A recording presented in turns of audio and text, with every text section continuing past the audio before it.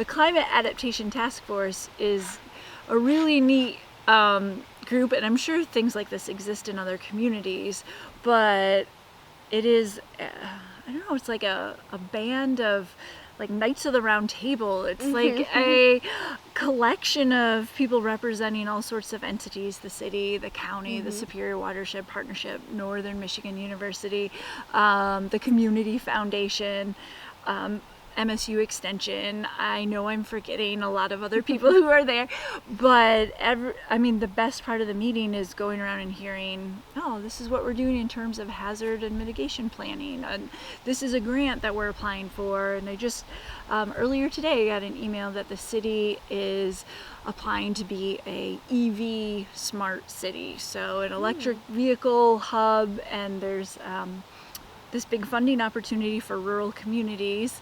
And the funding is actually coming from the state of Ohio, but it includes communities in Michigan. Okay. So we're going to apply for that. And we'll take it. Yeah, a lot of the grants and workshops that we've got funding for have been because we have this alliance of diverse community members and stakeholders. Some of them are elected officials, and they serve on the city commission, and then they serve on the task force. Others, like I've been on the task force since I moved here in 2012. And it was serendipitous because my neighbor and a former professor, who was one of my professors when I was a student here 20 years ago, was like, "You should really get on this. This is really important." I was like, I'm totally into that. When's the meeting?" Yeah. And so that's been really neat to work alongside my former mentor and build relationships with these other key community movers and shakers.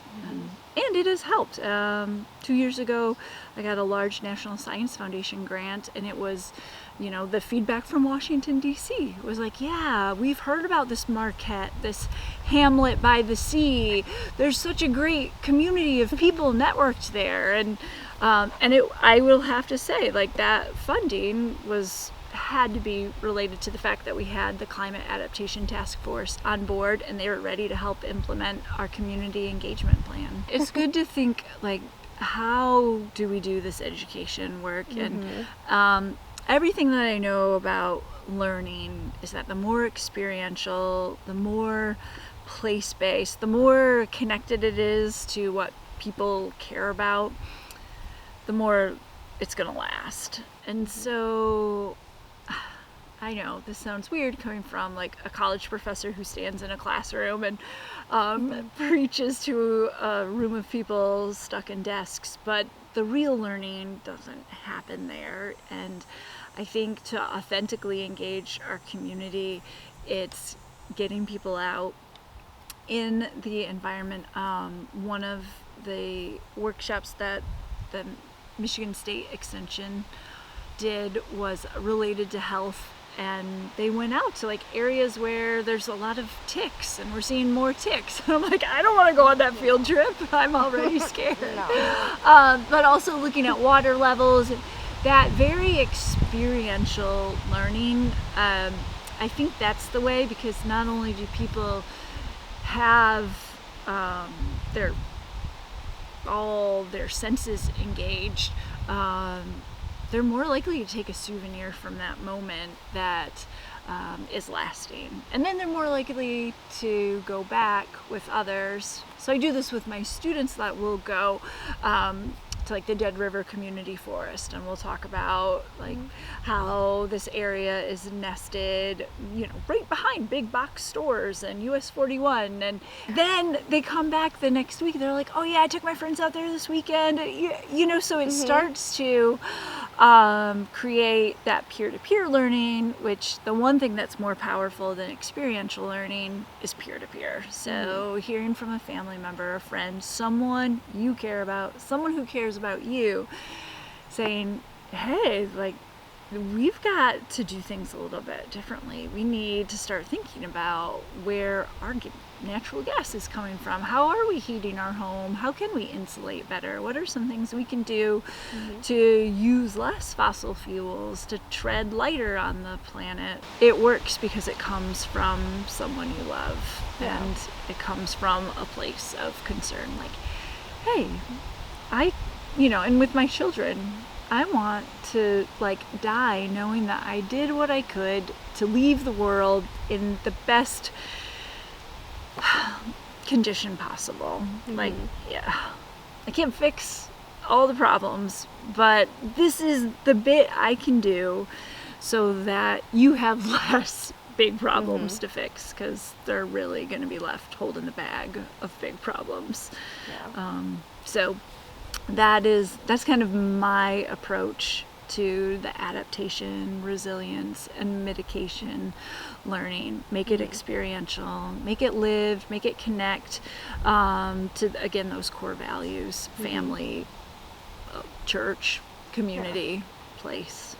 So the Northern Climate Network really started as a education and outreach arm for the Marquette County Climate Adaptation Task Force. So I'd come from a university out west that had what they called Climate at Noon, and they would just have a brown bag lunch series once a month where someone talked about something related to climate change. And I really enjoyed those events. And when I got to Northern as a professor, I said, there's a lot of people doing work related to climate change. Wouldn't it be cool to hear from all the different disciplines and community members what's going on? And it really started that way. And that's really the main thing that happens in the Northern Climate Network is we try to bring people together, albeit it's been virtual for a little while, building up the relationships necessary to build resilience, because that's kind of foundational to a community being able to resist the impacts of climate change, but also sharing knowledge to know that people are experimenting with the resources they have in really innovative ways, and you wouldn't otherwise know about it unless somebody brings it up. And so we've there's just one wild example, but that's what the Northern Climate Network does. We try to bring people in. It has historically been really local, but again, with the pandemic, we had an opportunity. We had a speaker from the Netherlands, and one from Northern California, and one from Cuba. So we're able to bring in presenters that can talk about resilience and climate change research, science, and activism where they're at.